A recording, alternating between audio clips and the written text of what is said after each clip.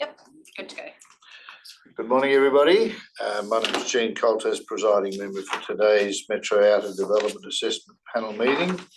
I'll open the meeting at 9:30 a.m. and in doing so, I'll acknowledge we're hosting this meeting on the traditional land of the Wadjuk people of the Noongar Nation, and we acknowledge the Aboriginal people as the traditional custodians of Western Australia, pay respect to elders past and present, and the ongoing connection between people, land, waters and community. This meeting will be run in accordance with DAP Standing Orders 2025 under the Planning and Development Assessment Panel's regulations of 2011. The meeting is being recorded and live streamed on the DAP website in accordance with DAP regulations 42A of the Planning and Development Assessment Panel's regulations of 2011. And members are reminded to announce their name and title prior to speaking. During the meeting, panel members may refer to technical devices to assist them in considering the information before them. I'll introduce the members present, myself as presiding member. To my left is Francesca Lafanti, deputy presiding member, and Mr. Tony Arias to her left as specialist member. And from the City of Rockingham, we have Deputy Mayor Lorna Buchan and Councillor Mark Jones. Later from the City of Swan, we have Councillor Rod Henderson and Councillor Jennifer Catalano. Item 2 on the agenda is apologies. I have none. Item 3, noting of minutes. All previous minutes are available on the DAP website. At this point, I have to declare an interest on item 3.1 in part B. It's an impartiality interest. I have a friendship with one of the directors of the applicant landowner, and I declared that interest, and as a result, I will not be sitting or participating in that item of the agenda. Therefore, I will leave the meeting now and hand over to Deputy Presiding Member Francesca Lafanti to handle this item. See you soon. Thank you for the minutes. It is 9:32 a.m. and Member Eugene Coltas is leaving the meeting and exiting the room and no longer participating in today's meeting for Part B, City of Rockingham. Members, can I have a show of hands that you have duly considered all matters relating to Part B of the agenda and Part B related information, including the R13 direction, which was published on the 7th of October. That is unanimous for the minute taker. Members, we did receive additional material this morning, as late as half an hour before today's meeting. That additional material was an update to the presentation that you have already been provided, and it includes 2 new elevation slides at the end of that presentation. They will be shown when applicant does present, and that will be shown on the screen for everyone to see. As you have already heard, there is disclosures of interest, and I will reread Mr. Eugene Coltas' declaration of interest. It is an impartiality interest in item 3.1 Part B, as he has a friendship with Luigi D'Alessandro, who is the director of the applicant owner, West Australian Beach and Golf Course Resort. And as you have already heard, he is not permitted to participate in today's meeting on that aspect. Members, do you have any disclosures of interest in relation to Part B? I'll go first to members online. Do you have any interests? No, none from me, Madam Chair. None for me. Thank you. And was this matter considered all by council or at a briefing? No, it wasn't. Thank you. Any interests? For the minute taker, there are no interests from any members in association with this item. We are now going forward to the agenda itself, directly dealing with the item at lot 3025 Fontaine Parade in Port Kennedy, a proposed mixed-use development. We do have 3 presentations, all from the applicant's team. As you are all aware, you've been here before, there is a 3-minute presentation timeframe in accordance with the DAP standing orders, clause 4.8.2. We have received your material. The only difference is those 2 slides at the rear of your presentation, and I encourage you to focus on your main aspects when presenting. The presenters, you can all come forward if you like. I'll introduce you all together and you can decide your own order. Listed in the agenda I have is Rain, I beg your pardon, Dial, Tom Nelson and Daniel Hollingworth as the presentation team. They are all 3 here in the room with us, and they will decide the order in which they present. We have the DAP support with us, and they will keep me informed if you are going over that time frame. Could you just advise which of you is presenting in as you start your presentation? Yeah, sure. I'll go first. So Rain Dial from Place Development. So there should be just a couple of reference slides. So good morning, panel members. My name is Rain Dial from Place Development, representing the landowner West Australian Beach and Golf Resort. Here with me today is Tom Nelson from Nelson & Coo and Daniel Hollingworth from Lateral Planning, who will speak to the architectural design and planning component shortly. And we also have Ben Farrell from Gabrielle's Hearn Farrell, acoustic consultant, who should be on Zoom online, should there be any questions from the panel members. Look, we're generally supportive of the officer's recommendation for approval today. We seek several modifications to the conditions of approval, which Daniel will speak to shortly. If we just go to the next slide, please. The main purpose of my deputation today is to address comments made by the City on page 21 of the RAR regarding road access to the subject site. I understand the City has since agreed to delete several of the conditions relating to external road reserves. However, the RAR notes that the timing or completion of the adjacent Sea Beach Way and Kennedy Bay entrance road reserves cannot be confirmed. To clarify these comments, and as you can see on the current slide, the road reserves highlighted in green on the right-hand side have been constructed as part of previous civil works completed in November 2022, and construction of the remaining road reserves highlighted in red is scheduled to commence later this month, pending receipt of the City's engineering approval under the broader WAPC subdivision approval, which we understand is imminent. Subject to construction commencing later this month, practical completion for these works is expected in March 2026. And it is crucial for the project that the adjacent road reserves are completed as soon as possible, not only for the Lot 4 development, but also for the Long Point Brewing Co development on Lot 1, which is scheduled to open in April 2026. The external road reserves are essentially part of broader planning for the village centre, which have been carefully programmed to align with the brewery's opening. Next slide, please. Based on this timeline and subject to the panel granting development approval today, we're forecasting construction on Lot 4 to commence in the second quarter of 2026, with practical completion in the third quarter of 2027. The adjacent road reserve should be completed well before construction begins, and certainly well ahead of the forecast third quarter of 2027 completion date.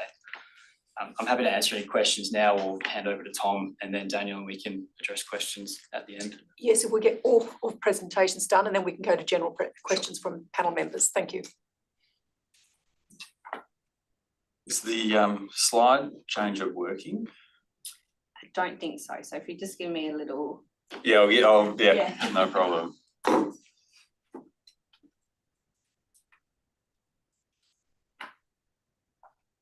Thank you. So Tom Nelson here from Nelson & Coo, and I'll be taking through a very brief summary of sort of the master planning approach of the site through to the arrangement of the plan, and then through to the architectural response. So we go to the next slide. Essentially what we were trying to create within this project was sort of 3 core things, which is around the amenity of daily convenience for the neighbourhood and for all the new houses, as well as social amenity through the form of a cafe and other alfresco opportunities, as well as then creating the space for apartment choice to be taken place within the precinct, and then create an architectural response that begins to work with the surrounding context and neighbourhood, and begin to bond the various public uses of the site. So if we go to the precinct, if we go to the next slide, what begins to create is a chain of pearls from the golf course up towards the bay. Obviously, it's public activities and uses, and this site plays a critical role in connecting all of those pieces together, noting sort of the strong residential context of the streets. Next slide. And so we started to think of this in more of an idea of linking together a series of public activities and movements through the precinct. Next one. Which then resulted in this kind of creation of an additional sort of open space that's on top of the public open space to the south, which has then been transformed into an al fresco dining arrangement. And the core aspect of this was to create a space that was sheltered from the prevailing winds, had the aspect to the bay, as well as then the solar orientation to create a really successful spot where the community can get together and interact, breakfast, lunch, dinner, and so on. And also begins to tie in with what's happening up at the brewery. And that began to shape then the plan around that, within the car park happening at the back. So we peeled back the building to create this space on the north, which then had if we go to the next slide, sort of a benefit then to the arrangement of apartments above, noting sort of a prevailing land subdivision and house and land package environment. The apartments had to provide a point of difference that those houses could not, and creating that aspect out to the bay up on an elevated level was a huge amenity play to create a viable outcome, as well as then creating this space underneath for the residential car parks to be contained outside of the public uses. And then you can see there what we've created is the opportunity for a grocer, and a local grocer that's very extroverted in its operation and engaging with the street. And then the F&B opportunity up on the northern corner with that aspect to the bay. Next slide. And then through that also then is the public space. We brought this slide in just to give an understanding of what's happening to the south of it, of the site, and which is that transition between the private residences south of the public open space, and then the public activity of the grocer and F&B. In terms of the built form concepts, it was creating an architectural response that then tied into what was already happening at Birdie and the foreshore, but also leaning into the dune context and environment, and not just having sort of a simple roof form environment, but actually leaning into the vernacular of the local houses, so that at a scale perspective, it is bigger, but it has a vernacular relationship back towards what's taking place in the surrounding area. Next slide. And so the key move really was then taking this form and the moves of the plan, breaking up the upper level into two pieces. And then on the next slide, you'll see is the introduction of these roof forms that then begin to shape and sculpt the building to give quite an expressive built form arrangement, which engages the street and key view aspects. And then from a material and colour perspective, it was working in with that dune context, and so that the building begins to nestle in its environment. And these are a series of renders that express the outcome of that and the various laying of architectural articulation to create a building that has solid aspects both from the residential and retail outcome, as well as then creating an appealing moments of engagement from the public activity around that al fresco environment, as well as strengthening the relationship of the street and being able to traverse people in a covered environment, north and south to the bay and to the golf links environment. And then the next view is from the south, looking north up the street, where the grocer operator is engaging with the street. The public space there is in the foreground, where people will be able to traverse from the public car park around and add to the public theatre of movement on the street and not internal to a laneway, as well as then the expressive forms beginning to work towards the key view lines from the various aspects of the precinct. Thank you very much, panel, and good morning. My name is Daniel Hollingworth. I'm with Lateral Planning. We're the applicant for item 3.1. This application represents the latest investment by WABGR into the Kennedy Bay precinct. Development of future Lot 4, as is proposed by the application, will deliver significant active and daily convenience uses into the village centre, supporting the broader subdivision precinct. The development that's proposed is consistent with the planning framework, which fundamentally works to establish an expectation of active town centre environment, but also being responsive to the more coastal environment and broader development scale. So in that context, we're supportive of the city's recommendation for approval, and we appreciate their support throughout the process. You would have seen in my deputation request a series of condition amendments that are proposed, as well as the rationale for those modifications. In the city's Reg 13 response, there seems to be general alignment between the city and the applicant team with respect to the makeup of those conditions. There were 4 conditions that are still contended by the city. They are conditions 9, 14, 20 and 24. Off the bat, I can say that we are comfortable with the city's rationale and reasoning for retaining conditions 9 and 14, and we don't object to the inclusion of those conditions on the recommendation for approval. Condition 20 is contended by the applicant team insofar as it deals with the acoustic matters. We say that we have satisfactorily addressed the acoustic considerations throughout the assessment of the application, and the city is comfortable with the approach taken, however, has included a recommendation for an advice note noting acoustic levels predominantly on the balconies of the multiple dwellings. Again, we support the city's rationale for the inclusion of the Section 70A notification. However, note that they have included in their Reg 13 response the potential for the local development plan for the Kennedy Bay Town Centre to be updated or amended in a manner that reflects the likely acoustic levels of the active town centre environment that the LDP is seeking to achieve. So what we would like, panel, is, with your indulgence, a middle ground on condition 20, whereby the condition as proposed is retained. It's safe to add a section at the rear that says, unless amended, unless the LDP is amended, or words to that effect, just to provide the flexibility to WABGR, noting that acoustics is a matter that probably needs a bit more investigation in the broader town planning for the town centre, and that the LDP is probably the proper forum to engage in those conversations with the city. And then finally, with respect to condition 24, which deals with the delivery of public art, it's a difficult position insofar as we accept that the city's local planning policy dealing with public art identifies that it is to be... Just 22, isn't it? condition 22, I think. My apologies, yep. Condition 22 dealing with public art. The policy from the city deals with the delivery of public art related to a development application. We accept and don't contend that. However, the wording that we have proposed in our alternate recommendation simply provides for a recognition and a discussion with the city for there to be some acknowledgement of the public art that has already been incorporated into the public realm by WABGR, the same proponent of this application, in a preemptive manner to establish the amenity that is required to support the broader activation of this precinct. So we're not seeking to obfuscate the requirement for public art. We're simply asking for a broader contextual assessment of the delivery of the public art by the proponent. We are still committed to delivering public art throughout the precinct, and we already have aspirations for the southern adjoining public open space area to be provided with public art.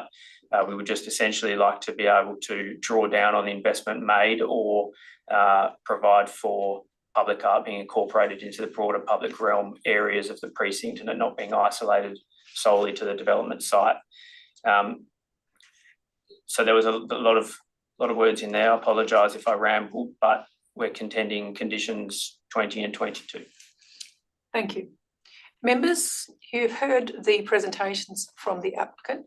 Are there any questions from panel members? We'll first go to members online. Do you have any questions? Yes, Councillor Mark Jones. Yeah, from City Rockingham. Thank you, presiding member, and yeah, thank you to the applicants and city staff. It looks a welcome development. I think you answered a lot of the questions with the visuals. It was mainly just that accessibility to the south to get to the front of the dwellings because of the commercial activity, because the car park sitting by itself doesn't really allow public access through the building, which I think you've noted. So that's fine.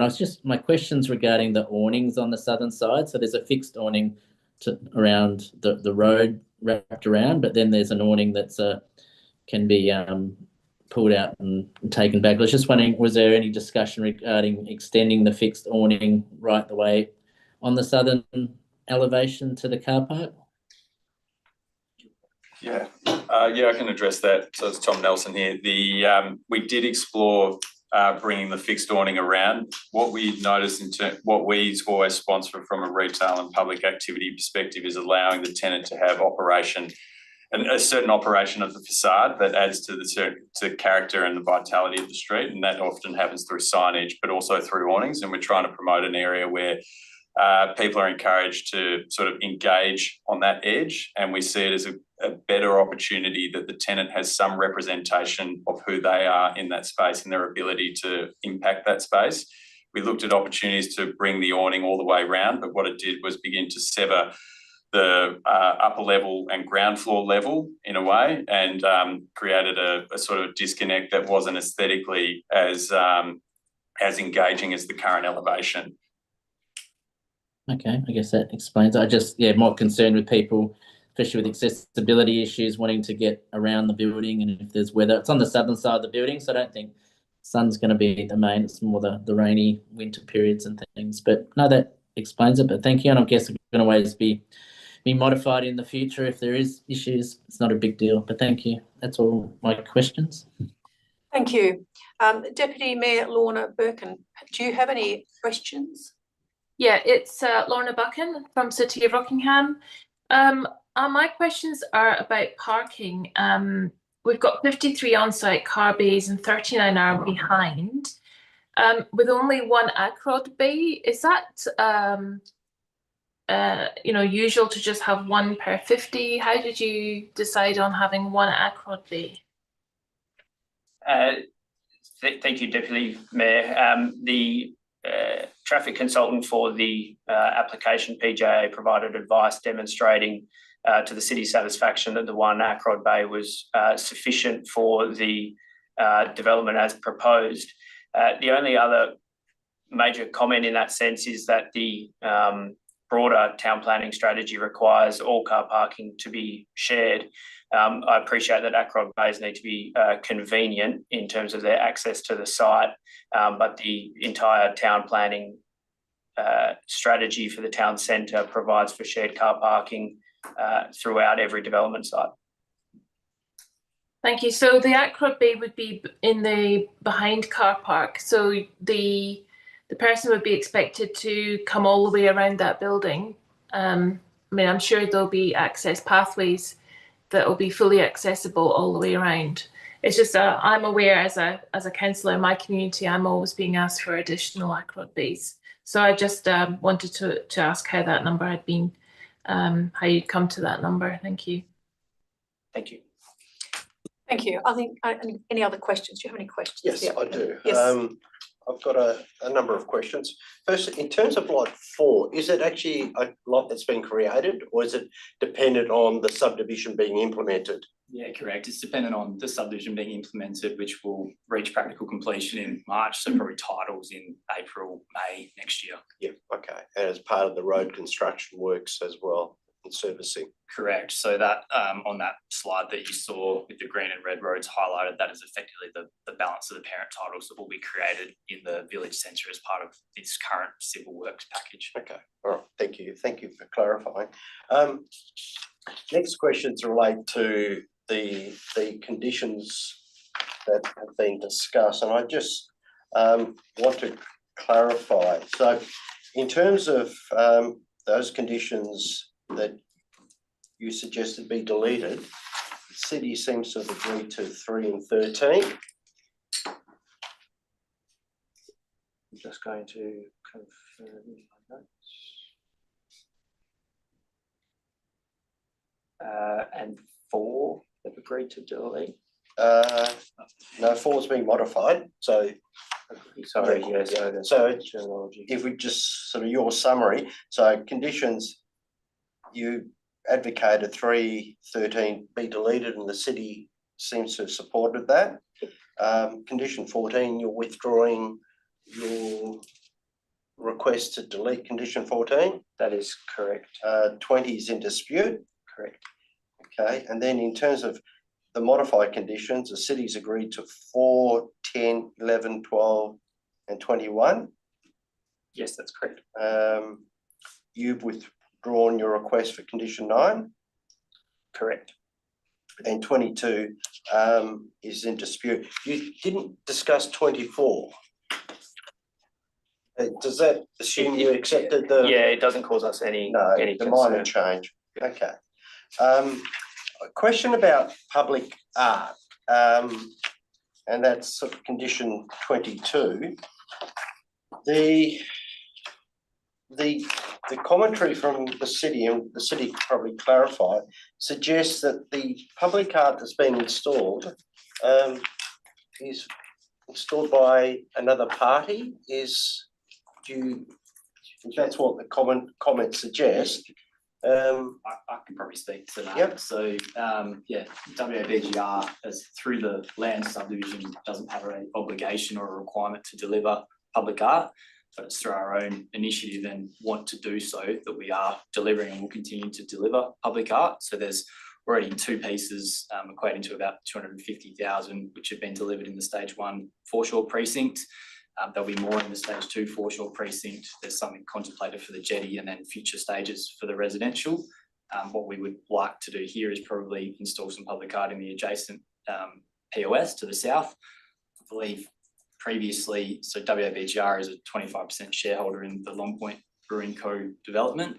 So through that JDAP decision, it was agreed that the existing public art could be offset in terms of what WABGR have already delivered, could be offset against that particular proposal's public art requirement.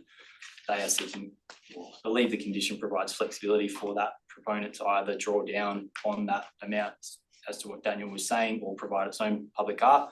We're simply seeking the same be applied here. We're certainly not trying to withdraw from providing public art. We will continue to do so above and beyond what is required. We just don't necessarily want to fix something to the building. We'd rather the flexibility to put it in public open space. Okay, so just to be clear, the ownership group that is developing this site has contributed to some of the public art. Yes, 100%. And proposes further Yes. within the public realm. Correct. Okay, all right, thank you. No Any further further questions. Just on that issue of public art, I'm interested your comments. I have similar comments to the officers in relation to public art on site for which landowner of the subject site, in this case lot 4, proposed lot 4, would retain responsibility versus public art in public domain, which transfers to the agency responsible for that space. Do you have any comments in relation to that and the long-term responsibility obligations of transferring? I mean, we are committed to maintaining facilities longer than the standard 2 years that we otherwise do under the WPC subdivision conditions. So we're maintaining all assets within the estate of the project at the moment solely at our cost.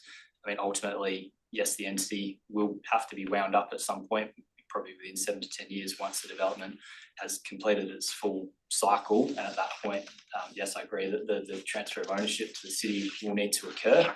I suppose we're just looking to provide the public art in spaces where we think it will be best utilised and not necessarily only within lot 4. We feel it would be better utilised within the public open space, but we can still consider providing public open space within lot 4, should that be what the panel decides. And in terms of public art, so I'm specifically referring to that aspect, there has been many different forms of public art, including on building as well as on building on structure, as well as at a separate structure or form. Do you have any views about the sort of thing you are referring to in the context of public art for as it relates to this development application? Look, no, we haven't considered public art for this particular application at this point in time. I mean, historically, we've looked at murals, so we've done some sort of painted murals on like a limestone bed around a feature tree within the foreshore. We've also done a perforated mesh sort of emu shelter within a shade structure as part of the stage 1 foreshore. We'd probably be looking at something similar, whether it be some sort of embedded treatment into concrete paving or a standalone sculpture. But to be honest, we would defer to our public art consultant, and they have engagement with the traditional owners. So all the public art goes through a process of engagement with the traditional owners, and storylines and I suppose themes are identified through that consultation, and then from there we look to engage with local artists to construct a concept for the artwork. Thank you. Those are my only questions. Members, is there any further questions to the applicant team? If not, we move back to the agenda. There is a recommendation at the beginning of the agenda. Oh, sorry, we now move to city officers, I beg your pardon. City officers, are you online at the moment? My understanding is Mike Ross. Yep, sorry. Okay. Apologies, Mike. I almost missed you having the opportunity to speak to the proposal and to the additional material you've provided in response in the R13 that was requested of you. Would you like to make comments on this proposal? Any comments in relation to the material that you've provided or what you've heard today into this meeting? Thank you for the opportunity, presiding member. From the City of Rockingham's viewpoint, we support the proposal as submitted in the RAR.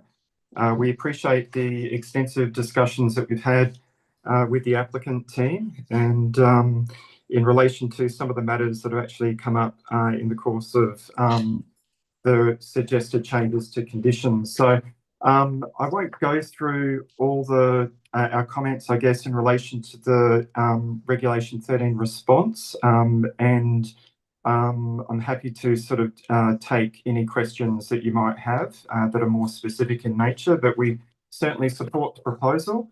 It's just a matter of resolving a few loose ends in relation to some conditions.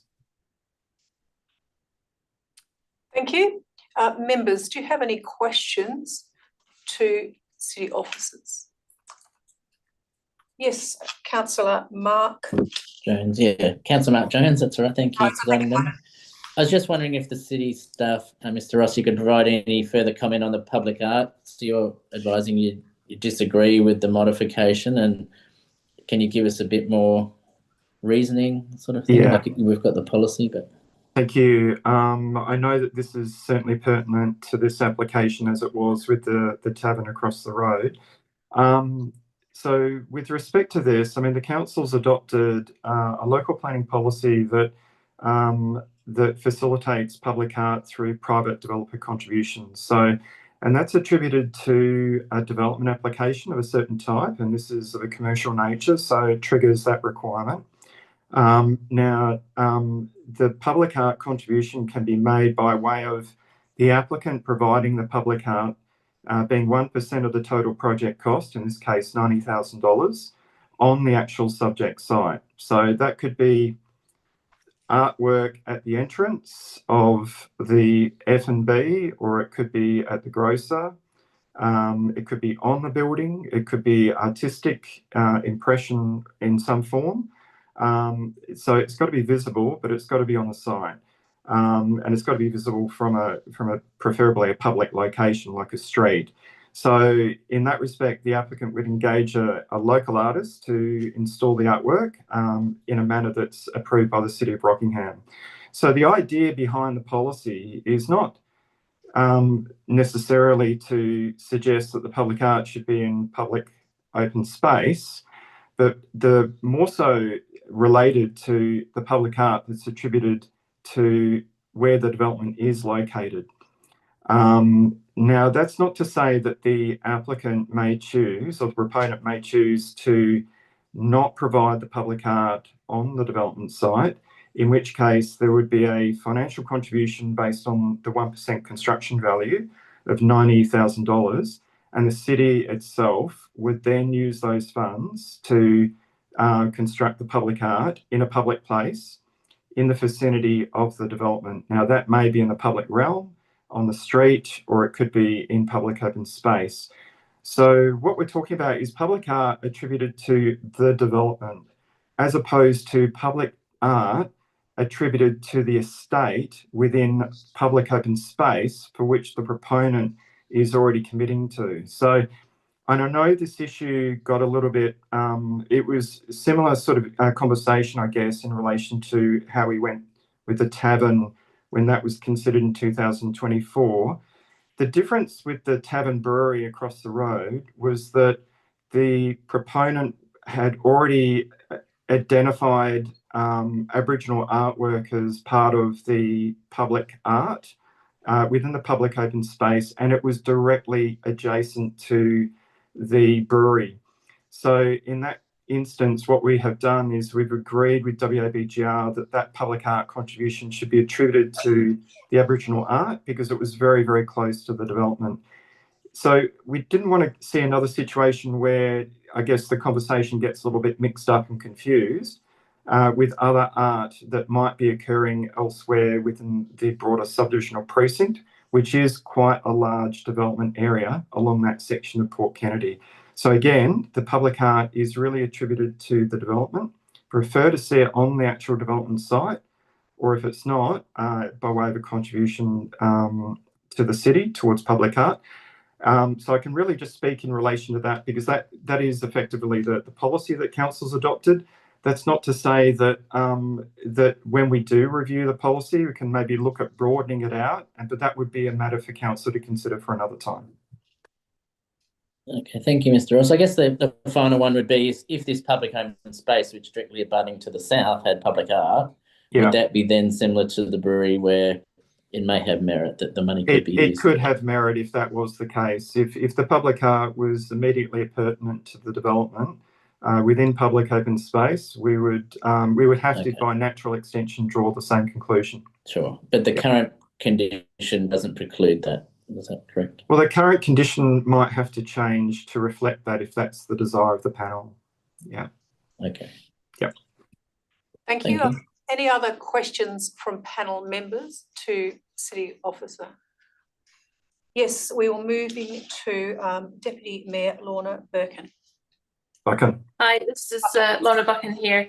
The other condition on my list that's still in contention is the noise, although they agreed to retain the city wording, if I'm not mistaken, but they wanted to add unless amended by the LDP. Is that correct?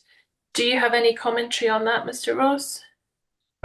Thank you. Yes, we would certainly support the applicant's suggestion to broaden that condition out to potentially include further discussions with the city in relation to updating the local development plan. So if the condition could be retained with the addition of what the applicant has suggested, then we would support that.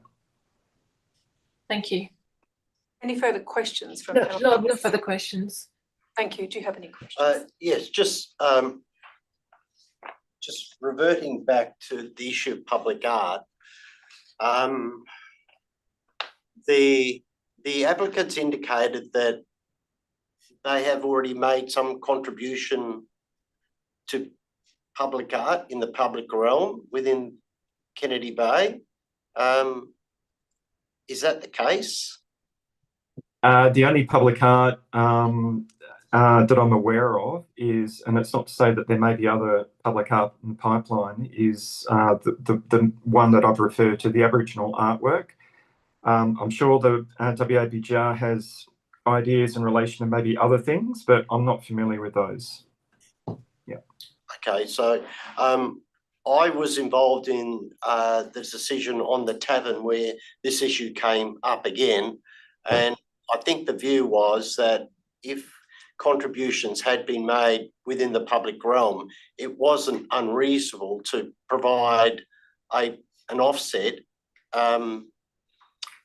to the 1% contribution. Now, are you saying that the current Rockingham policy doesn't provide for any offset or recognition where, okay. Yeah, that is the case. I understood that with I think the brewery, the final statement in maybe condition 20, I think might have been removed. I don't recall if there was anything else added in substitute to it, but you're correct with your understanding is similar to mine. It was agreed that there would be an offset to it. It's a different approach to what was taken in the policy, but it was ultimately what the JDAP agreed to.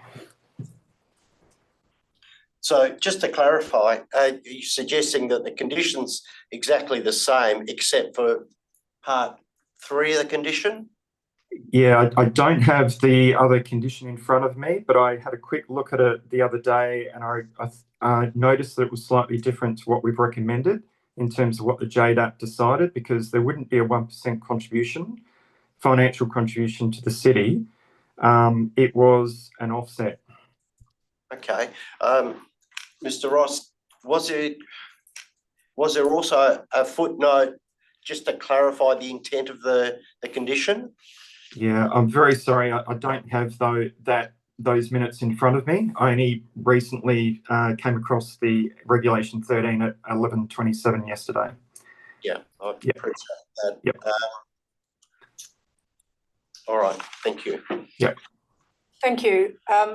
I'm going to ask a similar question in relation to the public open space. The condition 22 that the applicant has provided wording for, and I'll just clarify from the applicant, this additional wording that you've put in here for consideration and discussion, my read of it talks about anywhere in the public realm. And what I understand the city officer, Mike Ross, is saying is could be considered, but be a very specific location, such as the adjoining POS on proposed lot 6. Is the issue here about the broadness or subjectivity of where public art could go with those wordings suggested by the applicant? Is that what the issue is? So you're saying that could be anywhere in the Kennedy Bay coastal village, whereas city officer is saying a very close proximity would have to be considered. We have no issue with that, Mr. Fonte. If it was specific to the southern adjoining public open space, we would not contest that at all. Thank you. Is that, Officer Mike Ross, is that the concern, that it's needs to be very close proximity to this site, and such as could be on the adjoining public open space, or is there general concern broader? And if it is that you would be more comfortable with it being closer, such as the adjoining open space, what is the language of the modification to that condition you would feel or be of the opinion would better represent that element? It's a very good question, presiding member. It's not something that we have recommended and supported. If the JDAP preferred to adopt the similar approach to what it did for the brewery, it could do that, but it would perhaps need to pull the minutes of the 2024 meeting, or alternatively decide on how it wishes to change that condition. Unfortunately, I didn't have sufficient time to look at that because we are suggesting that a different approach. So that's why we didn't look into it further. Thank you. I don't have any further questions at this juncture. We will now move to the agenda. The agenda has a recommendation at the beginning of it, a recommendation for approval. There is a list of requested changes. As per the standing orders, we will go to the recommendation as written in its entirety before considering any further changes, should that be members' decision. Is there a mover of the recommendation as written in the agenda? It is moved, Councillor Mark Jones. Is there a seconder to the recommendation as written? It is seconded, Deputy Mayor Lorna, I beg your pardon, Buchan. Is that correct? Have I pronounced it correctly this time? Thank you. That's correct. Thank you. Would the mover like to speak to the motion? Yeah, just briefly, I think I've mentioned that the application is supported. It's been well assessed, and it'll be certainly well received development for the community, having that mix of commercial with a grocer and some sort of cafe restaurant with residential above. And I think in regards to the car parking, there has been some issues raised regarding car parking, but there will be that reciprocal sort of arrangements in this town centre where people can go between. So yeah, really, I think the application's fairly straightforward. The noise requirement, I think I'd like to think people moving into the area or residing in the area should be notified of the potential noise, but I think that can be covered by conditions as well. So all in all, I support the application, and thank you for the applicant and the city officers for their assessment. Thank you. Thank you. The second, like to speak to the item. I'd just like to concur with Councillor Jones. We certainly do want developments of this type in Port Kennedy with the mixed use to activate the area. It's certainly something that we receive quite a bit of feedback from the residents about. So really pleased that this application has come before us. I do have a concern about the public art. I think as a cafe and the grocery store, wanting to have that feel, I think the public art should be located on or very close to the lot to make that an enjoyable experience for everyone. But yes, I'm happy to second the motion. Thank you. Any other speakers on the motion? Do you wish to speak to the motion? Yes, thank you, presiding member. I will support the motion to approve the application.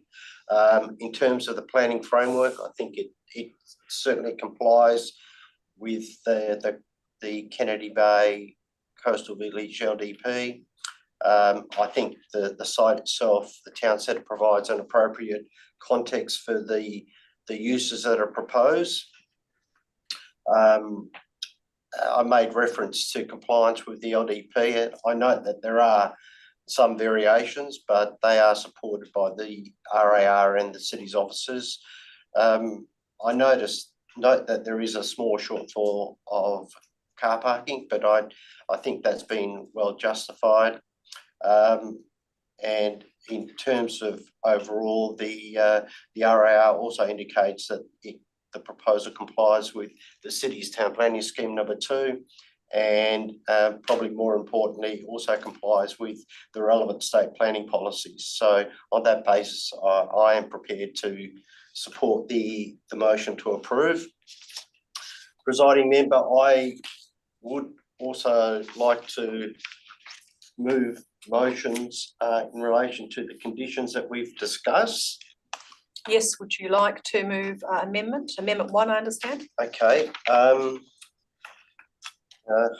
Try and keep this as simple as can be, given that there's quite a few agreed changes. In terms of conditions 3 and 13, I'm proposing that they both be deleted, and I'm moving those two on block because the reason for moving that they are deleted is similar. So I move that conditions 3 and 13 are deleted. Do we have a second for the deletion of condition 3 and condition 13 as the reasons are similar? And do you want to give your reasons for that? Is condition 4 to be deleted? I thought that's my read. Say again? Yep. Sorry. No, I've just lost audio. Okay. Are you back again? Yes, you're back condition now. 4, is that to be deleted? Question. No, it's one of the conditions to be modified. So I'm proposing Okay. don't deal with those separately, but I'm also suggesting a change for condition 4. Okay, so it's going to be modified. Sorry about that. I was just clarifying. Thank you. So is there a seconder for the deletion of condition 3 and condition 13? It is seconded by member Councillor Mark Jones. Would you like to speak to those deletions? Yeah, thank you, presiding member. The reason for deleting the conditions and have been justified by the applicant is that the proposed conditions relate to works that are outside the development site and are to be delivered by outside parties. So it wouldn't be appropriate to impose those two conditions, nor noting also that the city's officers have agreed in the R13 request to the deletion of those two conditions. Thank you. Would the seconder like to speak to that amendment? Yeah, no, nothing further to add from me. Thank you. Is there any other speakers on Amendment 1? I have no other comments to make. Would you like a right of reply? No. We are going to the vote on Amendment 1 as the deletion of conditions 3 and 13. All those in favour? It's carried unanimously for the minute taker. Thank you, presiding member. Now, the balance of my suggested changes, I propose to deal with the conditions individually. So I propose to modify condition 4 to delete the words "and along the existing road reserves," which has been proposed by the city and accepted by the applicant. We are dealing with a modification to condition 4 as amendment 2. Is there a seconder for modification to condition 4? It is seconded by Deputy Mayor Lorna Buchan, sorry. Would you like to speak to that? Yes, thank you. Very briefly. Once again, the proposed modification has been agreed to by the city's officers in the R13 request. It is also for requires works outside the development area, so it's probably not appropriate. Thank you. Would the seconder like to speak to Amendment 2? Yeah, I concur. It's just to align with the removal of condition 3. Thank you. Any other speakers on Amendment 2? I concur with those comments that you've made in relation to this particular modification. I have no other, and for the reasons you've given. Would you like a right of reply? No, thank you. We are going to the vote on Amendment 2. All those in favour? It's carried unanimously for the minute taker. Back to yourself. The next is condition 10, and for clarity, I'm actually proposing that the condition be deleted and be replaced with the words suggested by the City of Rockingham in the R13 request, which essentially adds the words to the satisfaction of the City of Rockingham. We are dealing with Amendment 3, which is the deletion and replacement of condition 10 with the wording that's contained in the officers' comments into the R13. Is there a seconder to that motion? It is seconded. Member Mark Jones. Would you like to speak further to that? Thank you, presiding member. It provides clarity. I do note that the applicant initially wanted the condition deleted, but it does seem that the amended words satisfy the applicant's intention. It provides clarity, so I'm happy to move that. Would the seconder like to speak to this amendment? No, concur, nothing further to add. Thank you, presiding member. Any other speakers on this amendment? Yeah, amend. If there are no other speakers, would you like a right of reply? No, thank you. We are now going to the vote on Amendment 3 to condition 10, which is to delete and replace with the wording referred to by the city in their R13 response. All those in favour? Great. Is carried unanimously. Back to yourself. Thank you, presiding member. I propose a motion to modify condition 11, and it would involve deleting the condition and replacing it with the city's suggested rewording, which is similar to the applicant's, but probably a bit more precise in the R13 request. Is there a seconder for Amendment 4 in relation to condition 11 in dealing with the bushfire management plan. It is seconded. Deputy Mayor Lorna Buchan, would you like to speak to that? Thank you, presiding member. Just the changes provide clarity in terms of the intent of the condition. Yep, Would the thank you. seconder like to speak to? Nothing further to add. Any further speakers on this? I'll speak to this like yourself. I agree it provides clarity in which part of the development site is impacted by the differing BAL ratings. Those are my comments. Would you like a right of reply before going to the vote? No, thank you. We're going to the vote. Members, all those in favour of Amendment 4? It's carried unanimously for the minute taker. Thank you, presiding member. The next change is condition 12, and even though there are only a few changes to the condition, I think rather than inserting words and numbers, it will be clearer if I move to delete the condition and replace it with the City of Rockingham suggested rewording, which the applicant concurs with in the R13 request. Thank you. We are dealing with condition 12. Is there a seconder for the condition 12? Thank you. It is seconded by Councillor Mark Jones. Would you like to speak to that? I think it just corrects errors in terms of the reference to the user class, so fairly minor change. Thank you. Nothing to add from me as well. Thank you. Thank you. Any other speakers in relation to Amendment 5, Condition 12? If there are no speakers, would you like a right of reply? No, thank you. We are going to the vote on Amendment 5, Condition 12. All those in favour? It is carried unanimously. Back to yourself. Presiding member, the next suggested changes relates to condition 20, which is the noise notification. The applicant has suggested some words and the city officers seem to concur, and what I'm proposing is so perhaps at the end of the condition add the words or as modified by the LDP.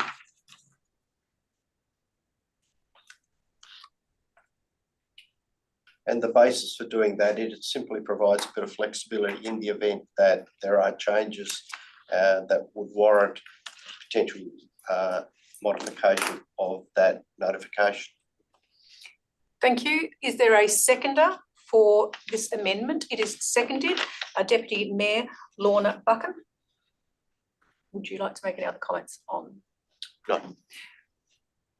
Would the seconder like to speak to Amendment 6? No.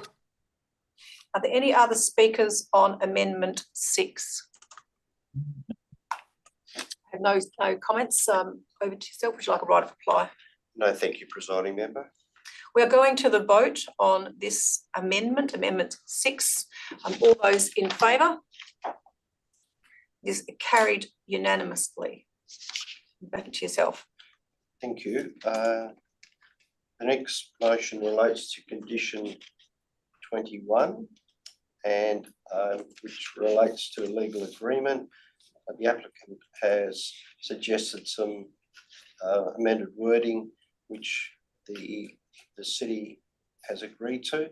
So I'm proposing that we delete condition 1 and replace it with an amended 21 as provided by the city in the R13 request. So we are dealing with Amendment 7 for the minute taker to delete the wording in condition 21 and replace it with the wording from the city's comments. Yeah, happy to second. Sorry, thank you. It is seconded by Member Mark Jones. Would you like to speak to that? Thank you, presiding member. Just simply, it provides clarity in terms of the intent of the condition. Thank you. Would the seconder like to speak to that? Nothing to add. Nothing to add. Thank you. Any other speakers in relation to this amendment? There are no other speakers. Back to yourself. Would you like a right of reply? No, thank you. Thank you. We are going to the vote on amendment 7 to condition 21, delete and replace, with the wording from the city's R13 comments. All those in favour? It's carried unanimously for the minute taker. And back to yourself. Thank you. Presiding member, the next motion relates to condition 22. Obviously, the condition relating to public art has been a long-standing requirement within the city and other local governments in WA, and I'm happy to support it. But having said that, I also believe it is appropriate to recognise contributions that the applicant might make within the public realm. So rather than changing the condition, I'm proposing we add a footnote which provides clarity in terms of how the condition is to be interpreted. Thank you. Would you like to read that out? Yep. So happy for it to be added. As an advice note, I'm assuming you're referring to? So in relation to condition 21, any contribution to public art made within the public realm should be recognised in the implementation of the condition.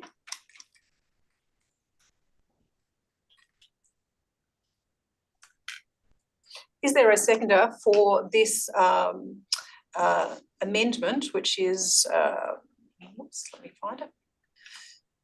This will be...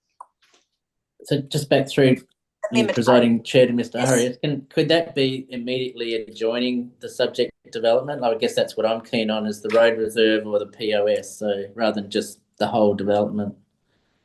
Presiding member, you happy for me to respond? I am happy for you to respond. Yep. We haven't got a seconder yet, but I'm happy to get clarity so that when there is a seconder, we can, or if there is. Yep. Like it's an advice note, but I just wanted to narrow it a bit more.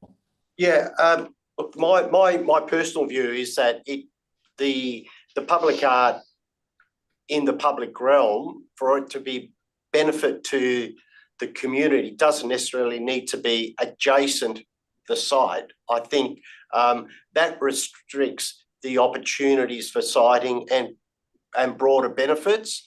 So I think if the city was to find a location that isn't adjacent, I don't see that provides any less benefit to the community by having art. And therefore, if a contribution is made by the applicant, I consider it is appropriate that it be recognised. And in some respects, the public art in a location like the Kennedy Bay Town Centre is best placed within the public realm. So I think there should be that flexibility. Yeah, no, I just agree the public realm, but I think it should be adjacent to, not, yeah, that's all. But we can debate. Is there a seconder for this amendment? There is no seconder. Amendment lapses. That was amendment 8, if my numbering is correct, from the minute taker. Yep. So that has lapsed, no seconder. Okay, and my final motion in relation to the conditions, which we haven't discussed, but I think it's fairly minor. The applicant requested change to condition 24. The city has responded with a suggested change, and I would move that condition 24 be deleted and be replaced with a new condition 24 as per the city's R13 request. Thank you. Is there a seconder for amendment 9? It is seconded. Deputy Mayor Lorna Buchan. Would you like to speak to that? Yeah, I agree that the rewording is a slightly better interpretation. Thank you. Thank you. Is there any other speakers on amendment 9? If not, we move back to yourself. All right, reply and close the debate. I'm happy to close debate on that. Thank you. We are going to the vote. All those in favour? It is carried unanimously. I'd like to continue. Presiding member, I have no further suggested changes. Thank you. I will speak to the item. From my perspective, I think, as already been indicated, the proposal satisfies both the planning framework and the land use mix is an appropriate mix in this particular location on this site. It's comprising of that retail, entertainment and the residential, which is already indicated, in my view, aligns with the planning framework. I am fully supportive of accommodation options, whether they are permanent or short-term in that particular location. From my view, it adds vibrancy to the site, and both of those types of accommodation, particularly short-term, also support opportunities for tourism within the town, within that town centre, which I think is an excellent type of activity, and would also contribute to life within the street itself, an activity within the street itself. The building is an excellent design, a high quality design. It has achieved significant support from the through the DRP processes against the design principles. I particularly like the design and material treatments of the exterior. I think it is very reflective of its coastal environment, and I would commend the design approach taken by the applicant's team in treating this building as well as the corner by creating a terrace which enhances the interaction with the street and the pedestrian environment and the food and beverage offering. And I think that that setback variation warrants support from my perspective. I don't see any amenity impacts generally on this proposal for any of the development, and it's already in the area, and I'm supportive of the principles that are contained within the documentation. As others have said, I am supportive of the minor variations, and they are minor in the context of this site and the emerging centre. Car parking is totally acceptable. The proposal provides quite substantial levels of parking, and I note from the material we have, the proposal will incorporate on-street parking. Not this site, but as the area develops, there'll be an incorporation of on-street parking, which also adds to the vibrancy, and there's a balancing act between parking demand and vibrancy within the area. I also agree with the minor variations to the landscaping, and again, as I've already indicated, is contextually appropriate within the site, and of course it adjoins that public open space area. We've already talked about the small section of land that is within the Bowell bushfire designated prone area, and I'm supportive of the provisions that we've included to make sure that we reflect only that particular portion of the site. Overall, I think the proposal is excellent and are well regarded on this site. At this juncture, I would, however, like to move Amendment 10. Amendment 10 is to Condition 9. I note it is in relation to the landscaping plan. The applicant has requested that consideration be given to the landscaping plan to be required to be submitted prior to occupation. I note city officers disagree with that. My view is that I am supportive of landscaping plan being the change being prior to occupancy, because there is long processes, has already been described today, that deal with coming forward on a landscaping plan. And I also note that this modification does not alter the obligation that's contained within that condition to actually install the landscaping prior to occupation. So as far as I'm concerned, there is no significant concern landscaping won't be developed, and accordingly I am moving modification to that condition. Is there a seconder for that condition modification? It is. Happy to second. Thank you. It is seconded. Councillor Mark Janks, would you like to speak to this amendment? No, I think, yeah, as long as it's done prior to occupancy, I'm supportive of that. Thank you. Thank you. Any other speakers on Amendment 9? I will. I have no further comments to make. I've already made my comments in relation to that. All those in favour? It is carried unanimously. My concluding remarks is that I am of the opinion that public art condition, it's currently listed as condition 22. I don't know what the numbering will now be, or if we've altered that through our comments. I agree with the long-standing principle of recognising and including public art, as I've already spoken in relation to the provision of public art in relation to this site, my comments in relation to obligations for ongoing maintenance. Like other members, I have my comments are, my concerns are that the public art should be quite local to this particular site for which it is being requested from, and as indicated by other members, whilst I am comfortable it may push into the public domain, it needed to be locationally contextual, which would really be the site directly in front of it, or maybe adjoining on lot 6. So from my perspective, I would be happy to move an amendment, and I may not get the wording exactly right. Let me go back to the language I've already used.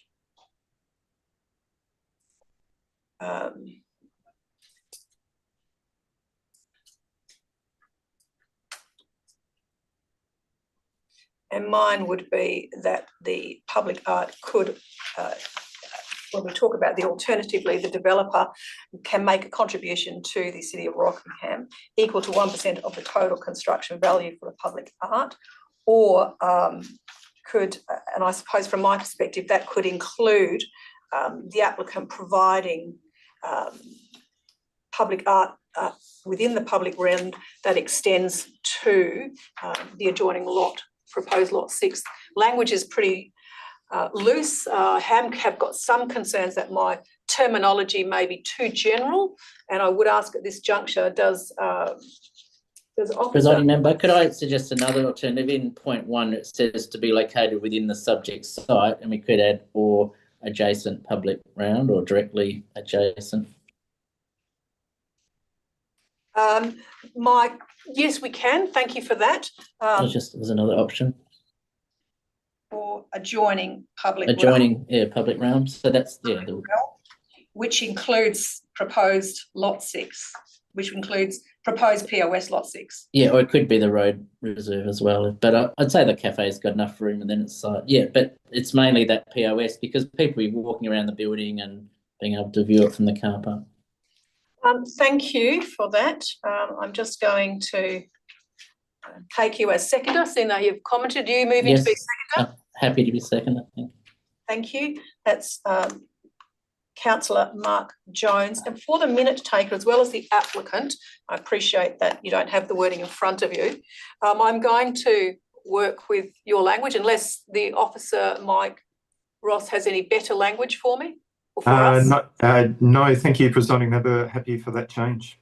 Thank you. So the proposed amendment is 2.1, submit to the City of Rockingham for approval an artwork designed by professional artists at a cost of 1% of the total cost, being $90,000, to be located within the subject site, comma, or adjoining public realm comprising road reserve and / or lot 6 POS. Public open space, yeah. Is that acceptable for the seconder that language be included?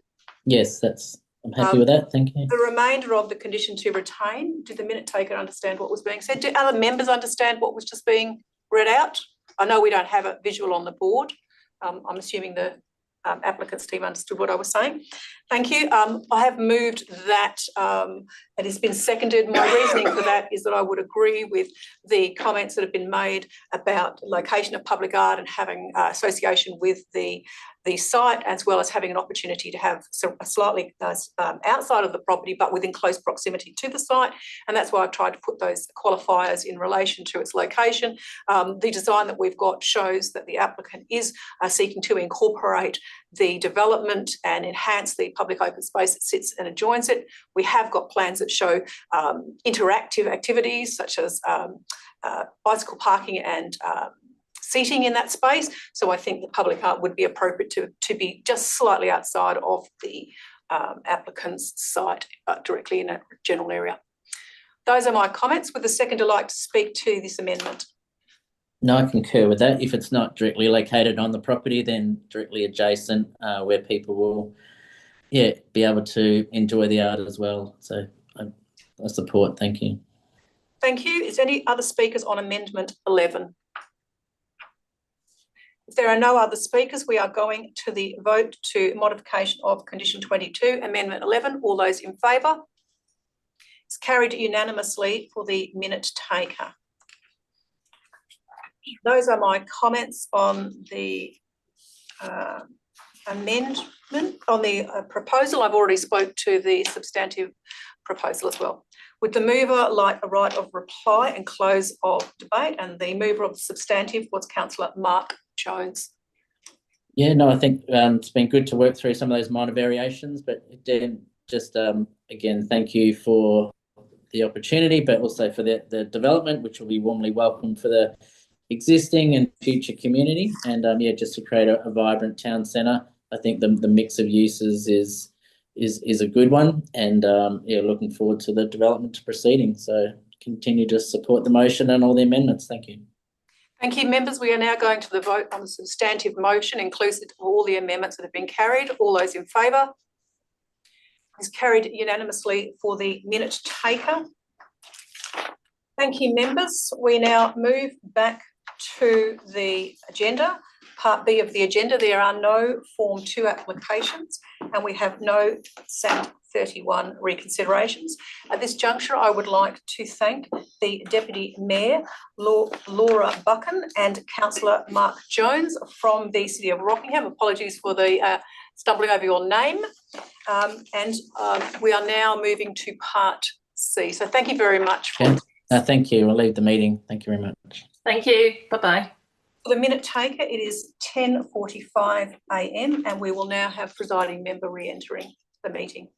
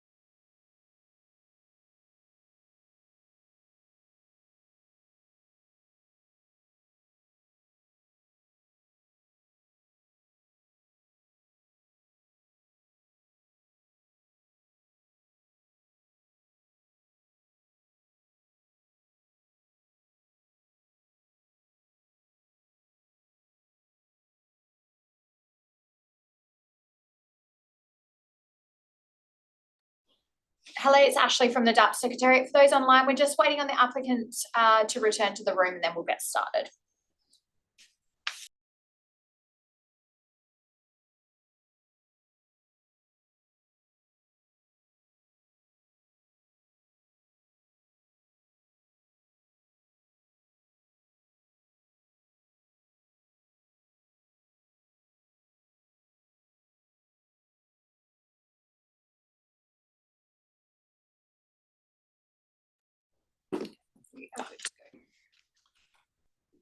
Okay, well, we'll move to Part C of the agenda for the City of Swan. And I'd like to welcome Councillors Henderson and Councillor Catalano. In doing so, I wish to confirm that all panel members have duly considered all of the documentation within Part C of the agenda and Part C related information by raising your hand, please. That's unanimous. Thank you. Item 2, disclosures of interests. Do any members have an interest to disclose on this particular item? No. If If not, councillors, was this item considered at a council meeting or briefing session? No.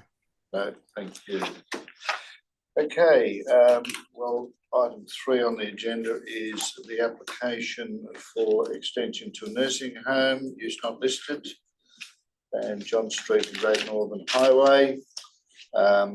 We do have a presentation, and according to the standing orders, I have agreed to a 5-minute time frame for the presentation of the standard 3-minute time limit. And I'll now ask Mr. Matthew Kane from Planning Solutions to make the presentation, please. Thank you, presiding member. Good morning. Matthew Kane from Planning Solutions, acting on behalf of the landowner and proponent for the proposed expansion of St Jude's in Midland. My colleague here, Mark Sabella from TNC, the project architect. Pleased to receive the city's recommendation of conditional approval of proposed development. Dialogue with the city commenced over a year ago with preliminary engagement with both officers and the city's design review panel. And following some early input from both, the design was updated and now has support from both officers and the DRP, with the panel in their final review by the chair referring to the development as an exemplary design. And thank the city's officers for their collaboration on the application through the process and support of the development. As per the RA, while some discretion is sought, fundamentally it's consistent with the city's local planning framework. As per my deputation summary, we've reviewed the recommendation, and whilst we consider most of the conditions acceptable, we have asked for some matters to, some conditions, I apologise, be either deleted or amended. I know I've been given 5 minutes. I'll try to be as brief as possible with my comments, so I don't go beyond that. They're hopefully all reasonably straightforward matters. Condition 6, we're asking for the condition to be deleted. There's no need for the condition in our view, given that that matter will be dealt with through the building code and the permitting process at a later date. Condition 9, we don't oppose the inclusion of a condition or provision of such for contribution to the city's drainage development reserve. We just see that the condition is long and unnecessarily contains comments which would otherwise be advice only. So we just proposed a reduction of the condition wording and a supplementary advice note. Regarding condition 13, we'd ask that that delete the condition and simply amend the wording of condition 11 to capture the requirement for the development to include those relevant noise insulation measures in that component. The minimum construction standards are outlined within the acoustic report that's provided to the city, so compliance with that through condition 11 seems the more reasonable and appropriate approach rather than trying to reference a state planning policy which may change or be modified in the future. Regarding condition 20, again, we'd ask that delete this condition. All the developments contained within the lot boundaries and required to comply with condition 1 as it stands. Regarding condition 26, again, I'm not sure there's a particular policy framework for this. It's not proposed, so it seems superfluous and otherwise in our view could be deleted. Relating to condition 28, similar conversation to the previous item regarding public art. We have no issue with the condition in its intent. It again seems to be overly long and unnecessarily containing what would otherwise just be advice. So we'd suggest a supplementary advice note and some modified condition wording to that effect in my summary. And condition 26, that delete that condition as well. I think just to summarise, this development will support a continuing and urgent need for additional residential aged care beds, to meet growing demand. I think the most recent figure I had was in the next 5 years, we need 2,800 beds or approximately that number. So this is just the next step in providing this on a site that otherwise has the capacity to do so. The development's consistent with the framework that's supported by city officers and the DRP. We support the recommendation for approval subject to those modifications Thank you very much for your time. Happy to answer any questions. Good. At this juncture, I will ask panel members if they have any questions of the presenters. Councillors? Yes, Councillor Henderson. Thank you. Under condition 18, part B, I think it is, there's a line there regarding lawns. And I found it quite remarkable that lawns become part of conditions of approval. Did you look at that and assess it?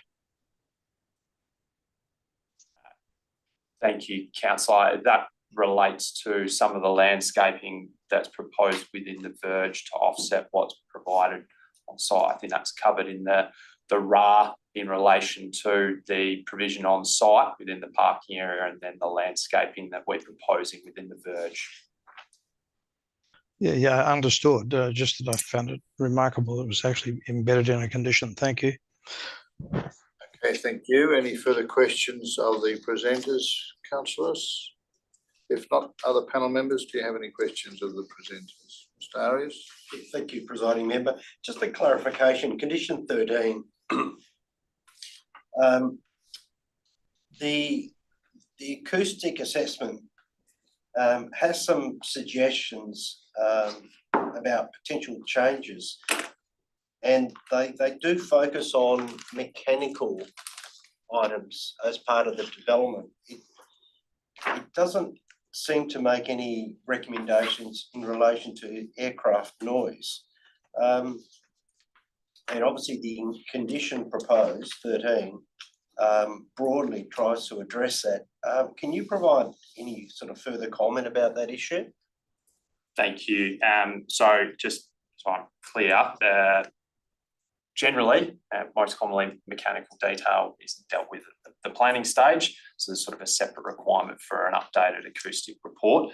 The acoustic report that was submitted does deal with aircraft noise considerations and how that's to be addressed, and there's some recommendations in there for minimum construction standards. And I think partly the reason for deleting the condition as well is the state planning policy doesn't specifically cover off all these minimum standards. It's dealt with under separate legislation. So the preference would be, we've listed them and clearly identified them within the acoustic report, and therefore having a condition that requires the final acoustic, approved acoustic report from the city being the guiding condition is, in our view, we'd say appropriate. Okay, Presiding Member, if I could just clarify. Yep. So you made reference to a requirement for an amended acoustic report? Condition 10 requires submission of an amended environmental acoustic report for the location and type of plant, and then condition 11 requires that mechanical be installed in accordance with that. So we just say condition 11 be. Okay, and I guess that was my comment. It does make reference to mechanical noise from mechanical operation. It doesn't make reference to mitigation as a result of aircraft noise. Do you see that condition? I understand where you're coming from. I think the reason for the condition is because the type of plants and specifications associated with it aren't resolved at the planning stage. So the updated report would incorporate further information. It wouldn't remove or minimise any requirement for what's already in the acoustic report relating to construction. So would you have a difficulty if the condition was left more general, so it actually required compliance with the acoustic assessment?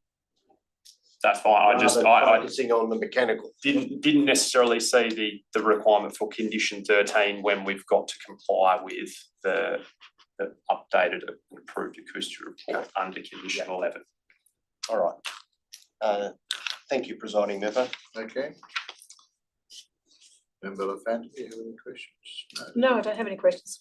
I don't either. Thank you. Thank you for your presentation. Thank you very much. At this point, we'll seek comment from the City of Swan officers regarding the presentation and perhaps comment on the amendments to conditions or modification of conditions requested by the applicants. Laura, are you speaking to this? I'll have Selena speak to. Sure. Thank you. Okay, happy to speak to this. Usually it's discussed later on in the stage, but I'm happy to go through each condition as Matt has presented. Condition 6 is a standard condition that is put on. As far as I'm concerned, I appreciate what Matt's saying, that it's covered through the building permit. However, this is a condition that we have put on consistently on development applications to ensure that these are provided up front and doesn't result in a change of the plans at a later stage. So I don't see this being problematic. That's the first one. Condition 9. Condition 9, I take what Matt's saying. However, we have consistently imposed the full condition on every single RA that has been presented before the panel, and never has this been changed. I can appreciate what Matt's saying about it being a policy. However, we do have to specify the area that we are conditioning, and in this case, it's specific to the square meterage of those lots, and referencing the requirements of the policy. So, given the DAP approvals don't have advice notes or footnotes, I don't see the issue of continuing what has been practice in the condition or to break it up. I don't see a benefit for that whatsoever. And I would request that the condition remain intact as recommended and as has been approved previously by the DAP on several other applications. Condition 13, again, this one, I much like one of the panel members has raised, we take issue with the change to that because they are two separate items that we've identified in those conditions. It's not a noise management plan, it is an acoustic report. One is to delineate measures as per the State Planning Policy 5.1, which has to do with the aircraft noise, and the other one is more to do with the actual operations of the nursing home, the mechanical noise that's generated from that. So again, we would insist that those conditions remain as is. Condition 20, again, that is a standard condition, and the reason why we place that condition on there is to avoid any confusion with people putting gates facing outwards. Otherwise, that would require additional conditions to do with indemnity insurance for the city to ensure that a gate doesn't open onto a footpath and harm someone. So we're of the opinion that that's very standard and should remain as is. Okay. Condition 26, again, that is standard. That stems from our local planning policy, as Matt has pointed out. So we're of the opinion that that should remain. It's just to ensure that, those don't creep up on there. And again, that is a standard condition that has been imposed on former DAPs that have been approved. Same with condition 28. Again, that is in line with our policy. So we don't have footnotes or advice notes. We don't believe the condition should be chopped up. It should remain as is, and that has been consistent with all DAP approvals. And we don't believe that should be changed. And condition 29, again, I can see Matt's point, of course it's within the site, but again, that is a very standard condition that we have consistently imposed, and that has been approved time and time again. Okay, thank you very much. Panel members, do you have any other or have any questions regarding these conditions or other items, other matters raised? Councillor Catalano. Thanks. Sorry, I didn't see in there where there was any submissions made by the public or any residential people living nearby. Did this get advertised? Council staff. Yeah, it was advertised. So given it's a use not listed, it was a complex application that required advertising to all landowners and occupiers within 200 metres of the site. We only received one objection, and a conditional support from one of the neighbours to the north. What was the objection?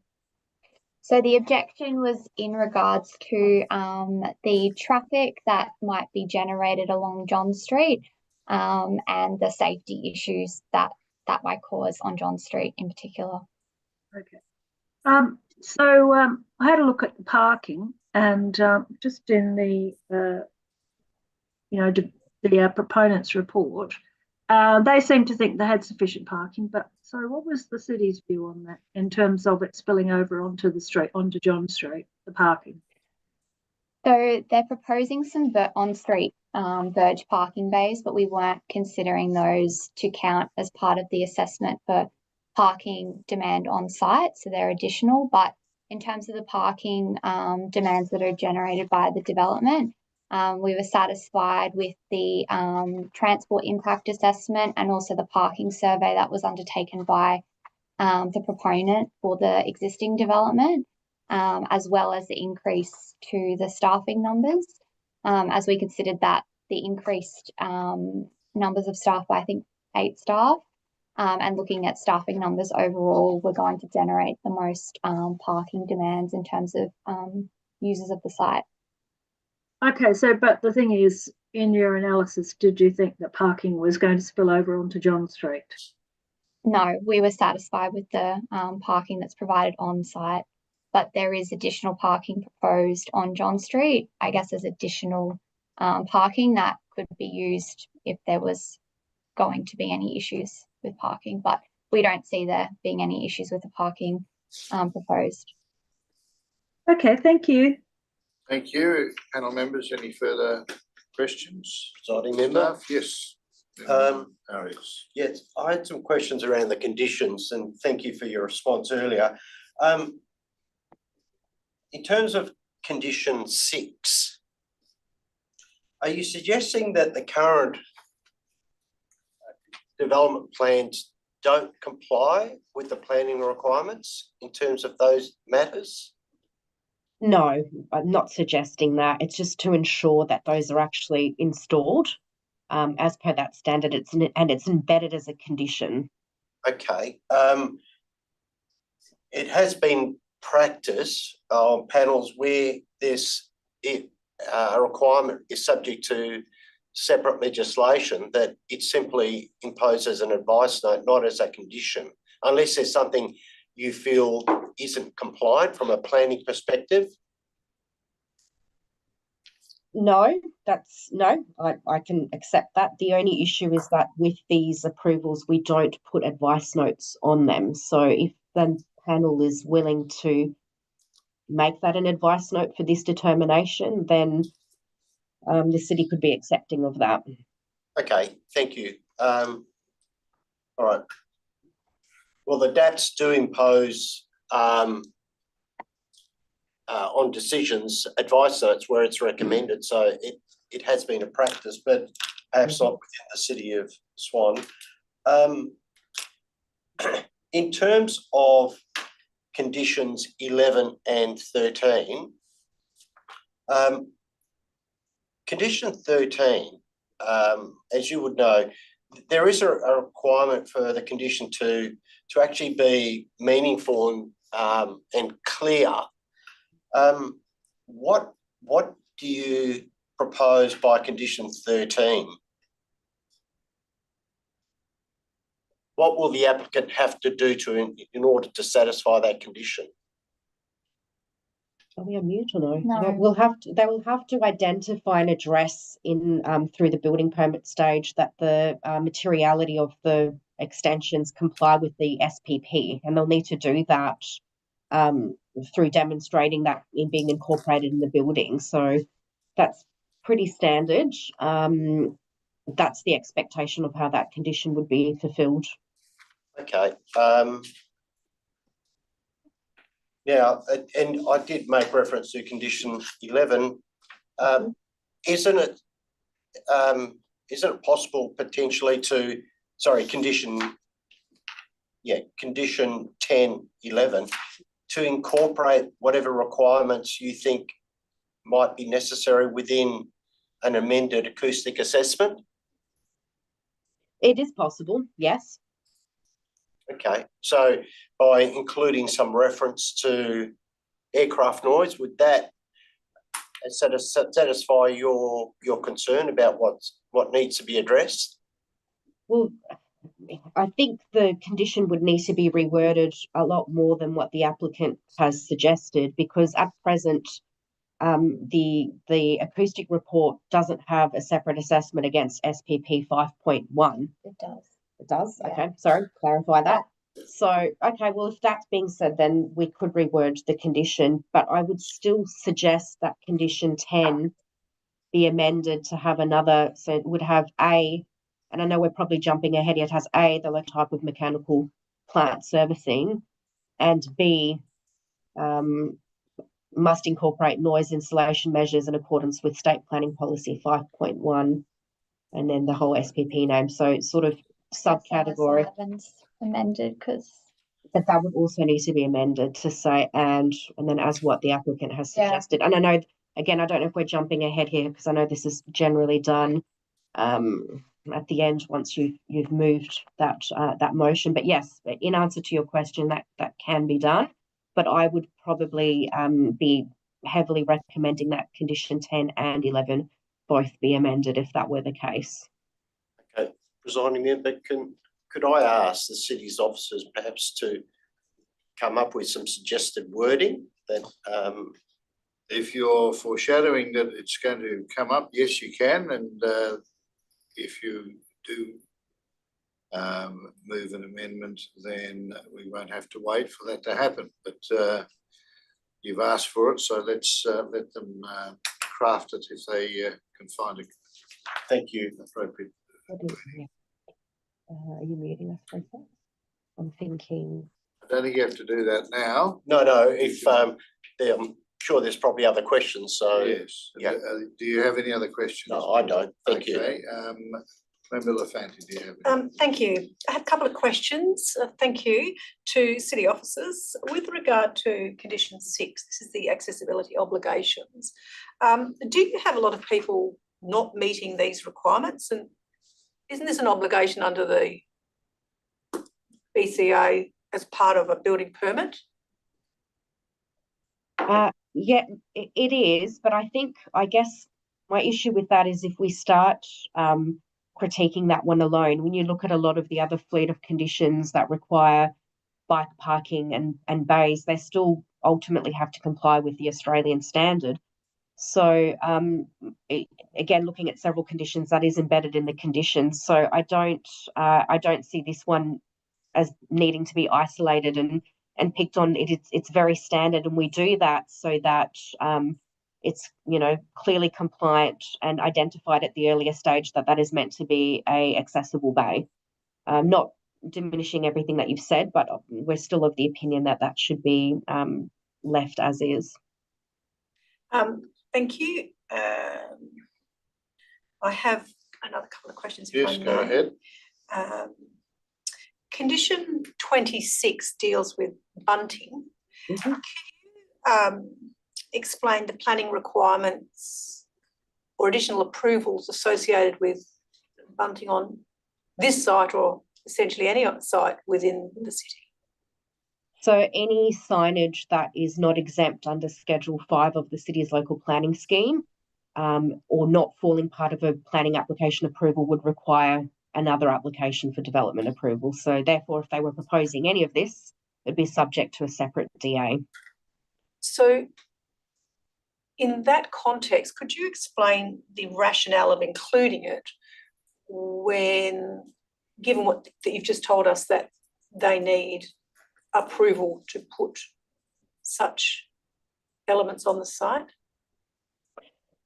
Yeah, I think the rationale for that specifically is to be very clear that is not part of the approval, because a lot of these approvals that have cafes and restaurants generally as their branding will put up banners or sandwich boards and things that promote, their business and specials that they've got on.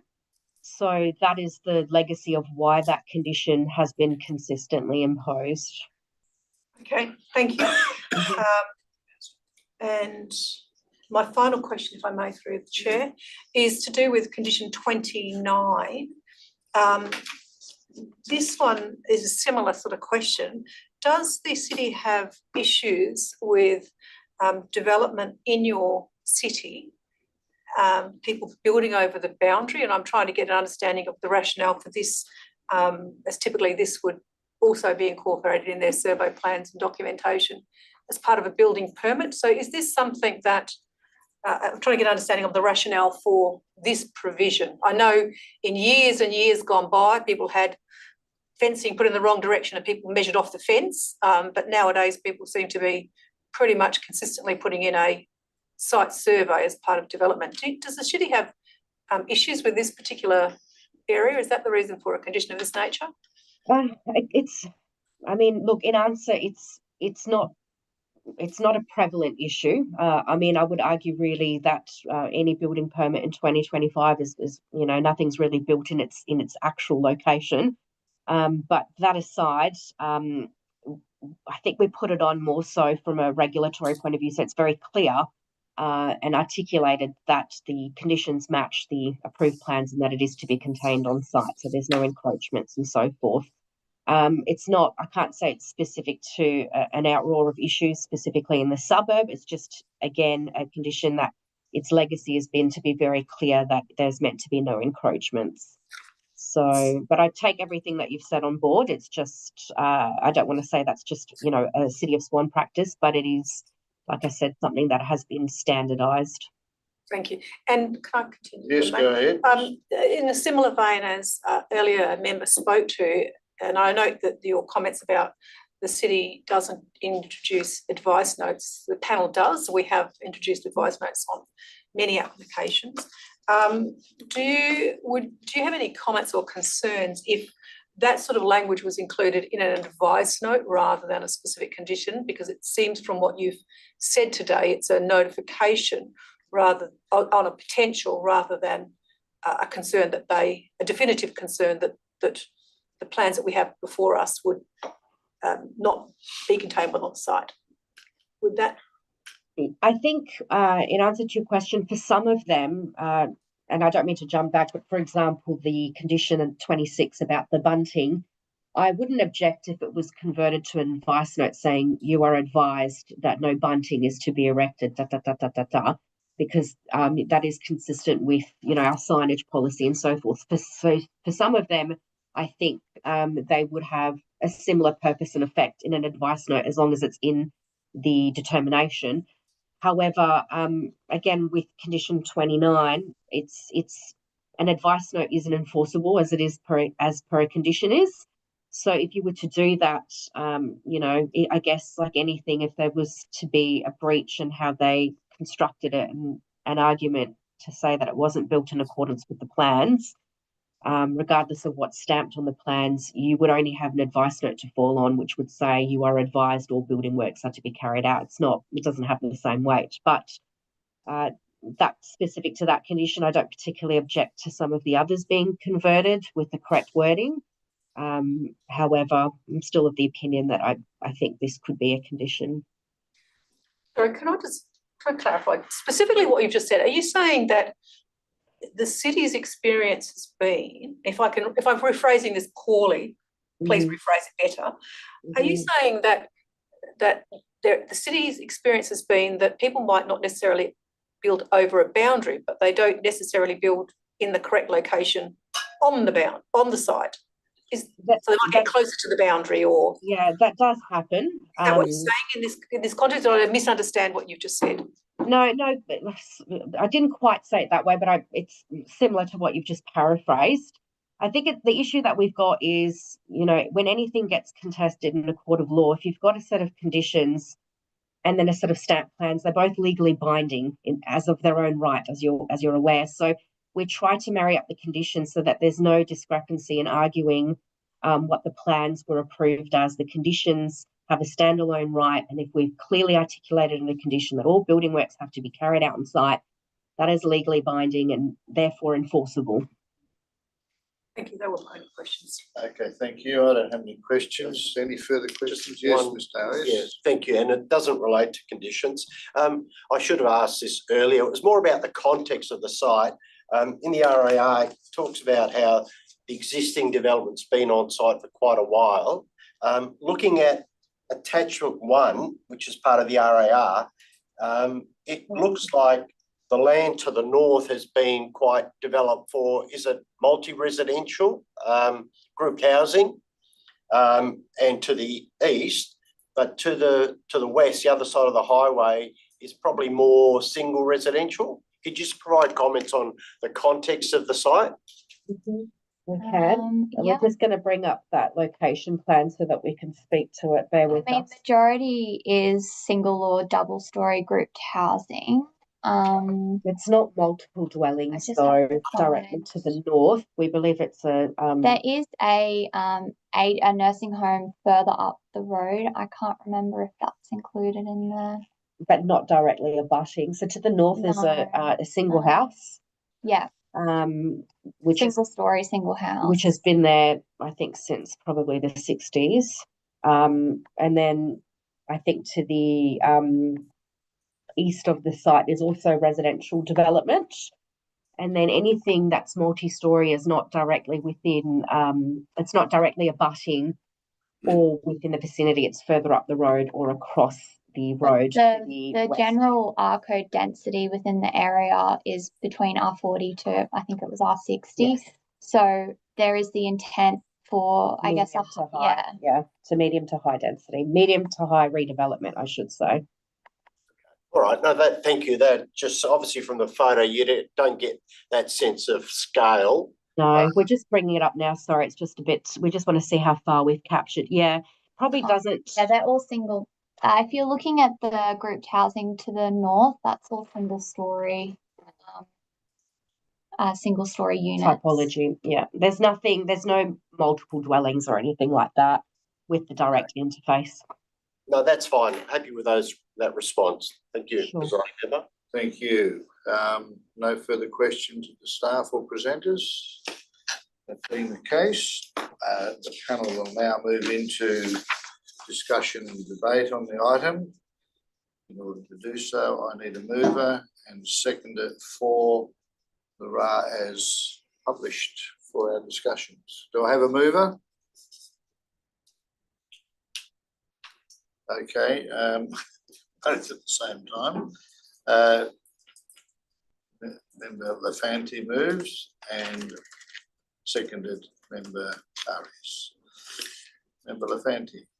Thank you. I have considered the material that's been provided in the agenda, including the material, and I've given due regard to the submissions that were presented, and I note the comments that have been already provided in today's meeting by city officers about the submissions that were received, one about objection about proliferation of development and traffic safety within the area, and the other generally about concerns regarding privacy, noise and health and hygiene. I am comfortable that the material that's been contained in the RAR's report has adequately and appropriately addressed the concerns, particularly noting that the concerns relating to overlooking that the proposal in that aspect looks over the driveway portion of the site and therefore meets the requirements in terms of overlooking from the scheme. The design of the proposal, but I know this site, I am familiar with the site, is an exceptional design. I think the enhancement and the architect should be, the design team and development team should be commended about the design's interface with the street, particularly the corner interaction, and I would concur with the comments regarding fencing that's been proposed as part of the conditions. I'm satisfied that the trip generation is appropriate in the on the site and that the interface within the area doesn't cause any particular concerns or problems.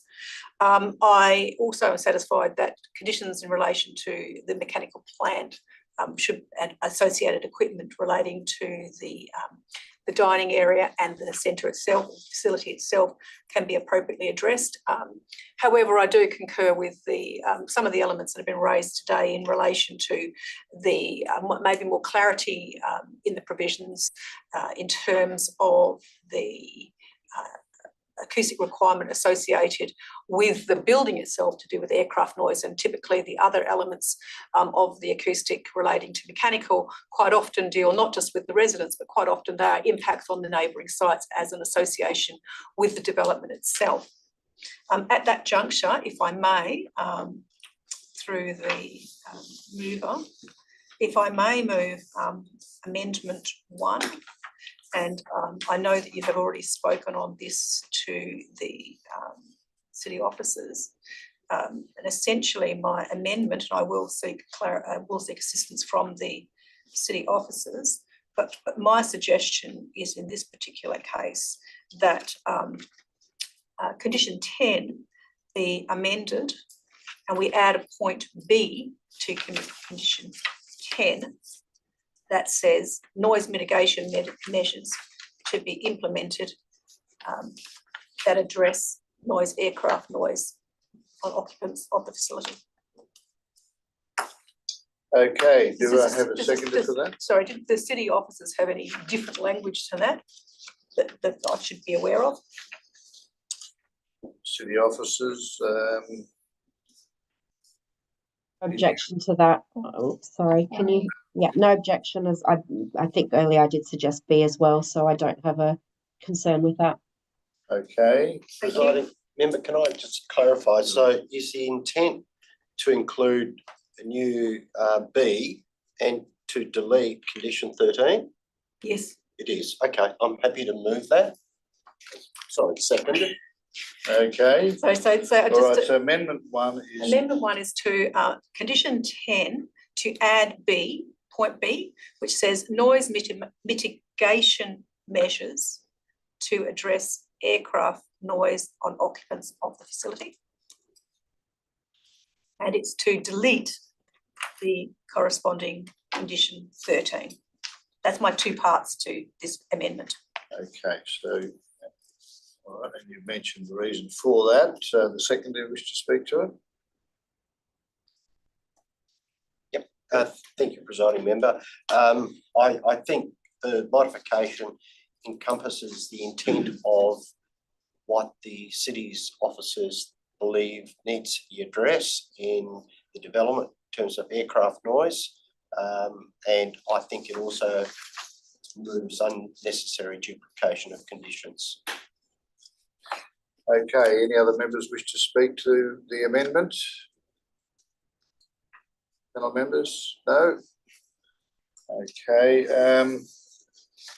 I'll speak against it actually. I think that the conditions 10 and 11, I think, specifically relate to the mechanical plant that's, and it's usually a condition that's imposed at planning stage. The exact mechanical plant that's going to be installed has to be sized, the specifications adhered to or decided as to what sort of plant they require.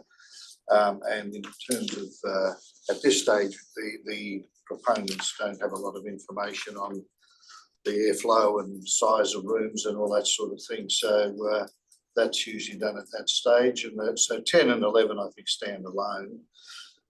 Condition 13, the acoustic assessment that was provided, the environmental noise assessment and the attachment note is quite clear.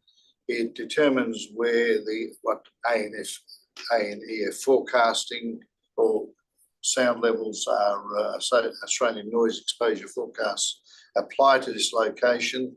And as a result, it then lists a series of specific requirements on room sizes, glazing, etc. So that condition 13 relates back to the policy, and the noise assessment provided by the proponents actually indicates some fairly specific requirements, and that's in condition 11. And the amended is really just talking about mechanical plants. So I'm speaking against the amendment. I think that 10, 11 and 13 stand appropriate. Any further presentation? If not, I'll move back to the mover for right of reply.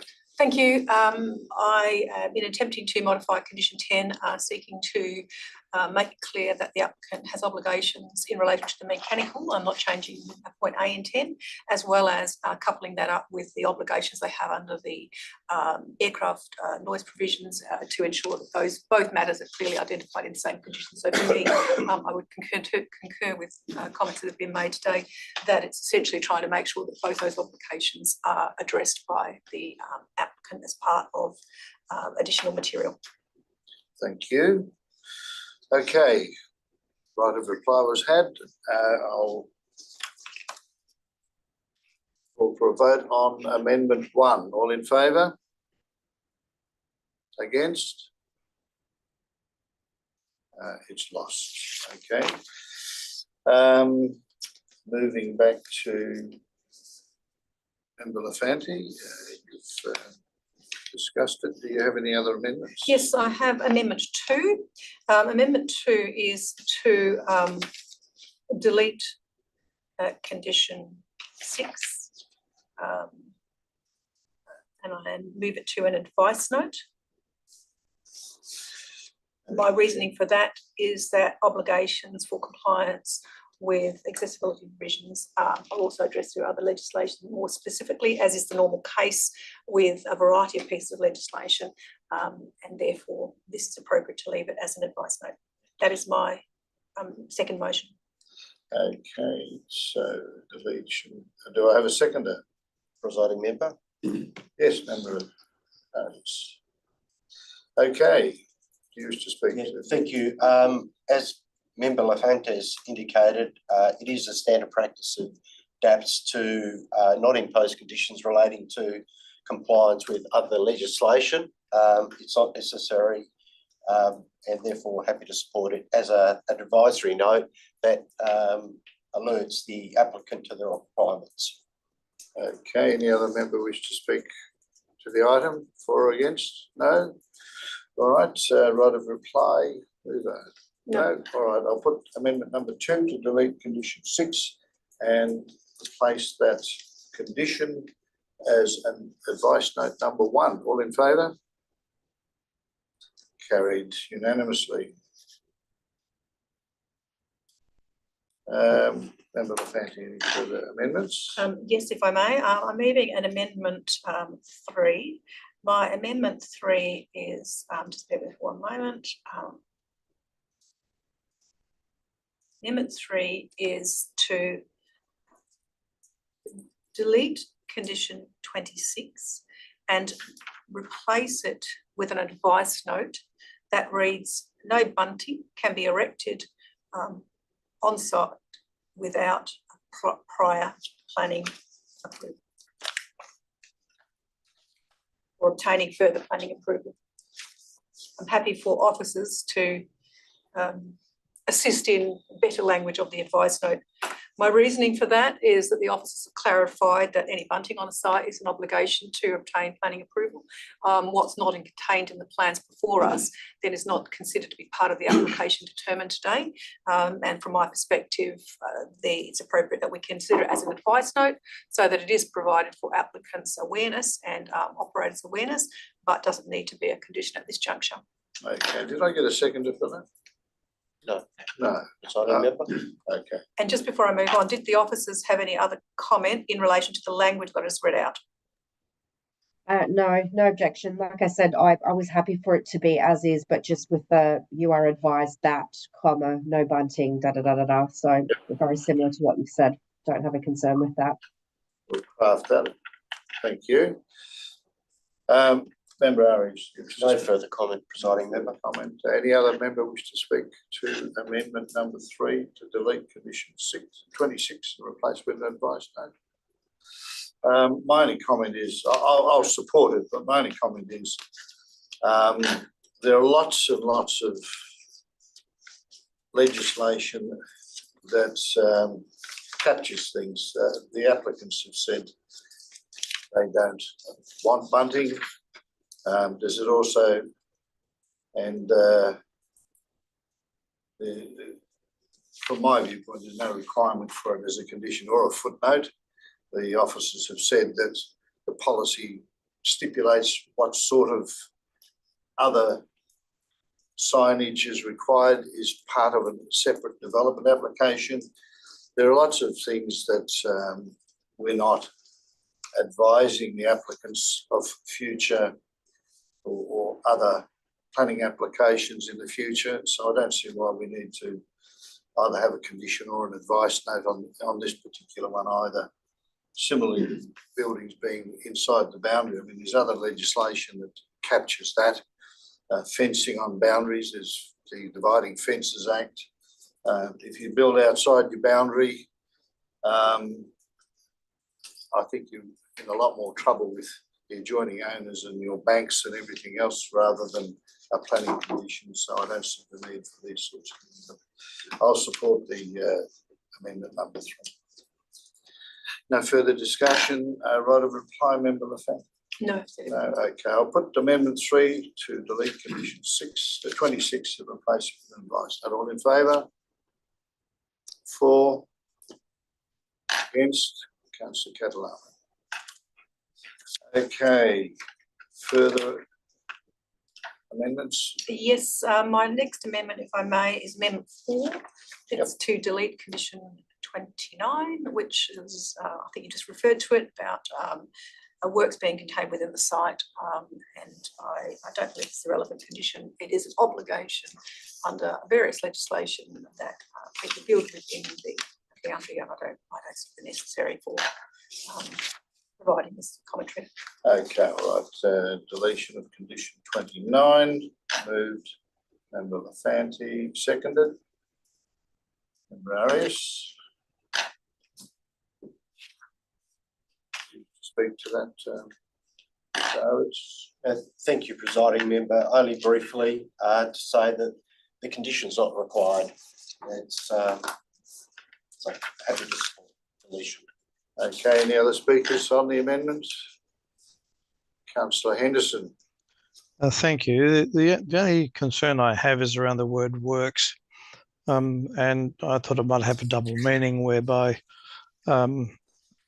obviously putting the building in the correct places are fundamental, yes, but the actual works to do the construction being literally on the site as opposed to off the boundaries of the site during the construction phase. So that was my only concern. Okay, you're probably relating to tilt panel being brought on the site or something like that. Okay, all right. No further discussion. Member Lafanti, right of reply. Thank you. I will write a reply. From my perspective, I note the comments and concerns raised in today's discussion specifically about this item. My recollection, I can't be exactly sure on that, is that there are obligations under the building legislation that if anybody wants to access any adjoining site during construction, they require certain approvals, and there's documentation that's contained in that legislation that people need to submit. Okay, thank you. No further discussion. Amendment number 4, delete condition 29. All in favour? 4. Against? Councillor Catalano. Any further foreshadowed amendments? No, there's not. I think I've probably just about said all I wanted to say in relation to the proposal. I've talked about the design, the scale is appropriate in this context.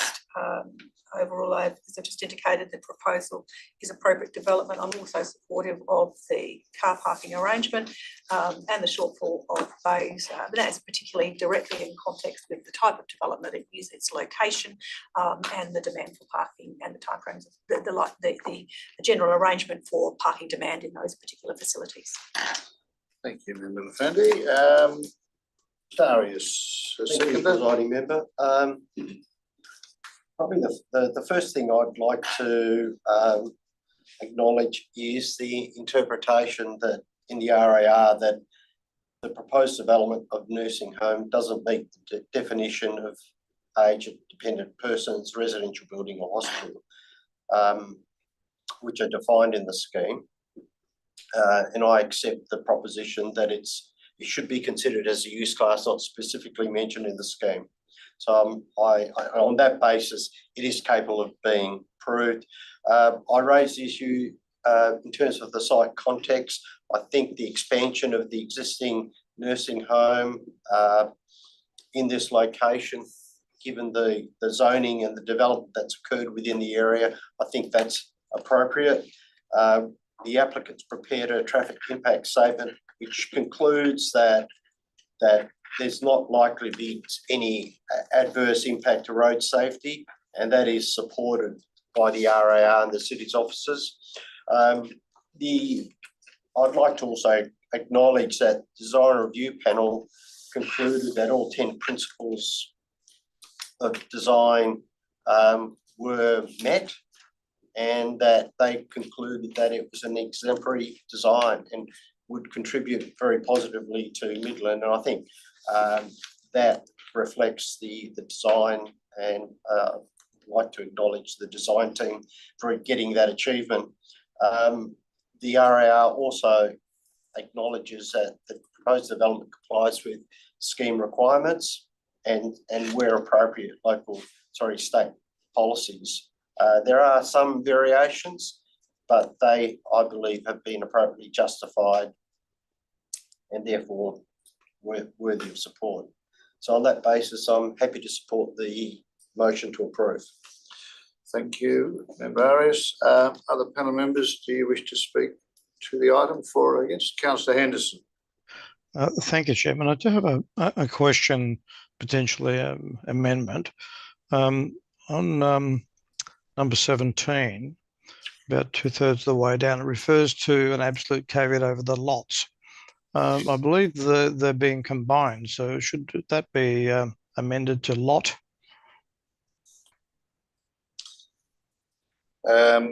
Either way, if they put it over the current lots when it's amalgamated, it stands anyway. So I'm not sure what the timing is that the amalgamation is to occur, or whether there's do we have a condition that all the lots should be amalgamated? Council staff? It's condition 3. Yes, you're right. Thank you. Sorry. Okay. So either way, it'll be either the lot or the lots, and it would be appropriate at the earliest possible time that they go on. But the council can control when it goes on as far as the subdivision and clearing of conditions of amalgamation. So I think that one way or another it'll be captured, Councillor Henderson. Thank you. In that case, I'm satisfied with the application as it now stands. Okay, Councillor Catalano, you wish to speak on the item? No, thanks. Okay. All right. Well, look, I'll speak to the item. Just that I support the proposal. I think it's a great proposal. It commended highly by the design review panel process. Traffic has been appropriately assessed, as has vehicle parking, and found to be appropriate. Landscaping is, whilst there's a slight variation, it's what has been provided is sufficient, well integrated and high quality, according to the design review panel comment. Just a comment, I'm surprised it's this particular use is a use not listed. I think given the amount of applications for aged and dependent type dwellings and nursing homes, I'm sure that by now there would have been a use class that appropriately captures them. But I'll leave that for others to mull over. In terms of noise, I did mention that the acoustic report, the environmental noise assessment lodged, does have quite specific requirements to comply with the aircraft noise. And so that is captured as far as I'm concerned in the environmental noise assessment and the requirement for the proponents to adhere to the findings of that. And of course, the amended acoustic report generally in all of our panels that we do is required specifically for the choice of mechanical plant that's made. So in summary, I think it's a good development, an appropriate development, and good to see that the older dwelling will get some sprucing up as well. So I'm supporting it. Given that everyone's spoken, I'll put it back to the mover for right of reply. No further comment. No further comment. Okay, well, I'll put the recommendation as amended with three amendments, I think. Well, yes, three amendments were carried, yes. All those in favour? 4 against? 1, Councillor Catalano. Thank you very much. Okay, moving on the agenda, item 4 is Form 2 development application. There are none.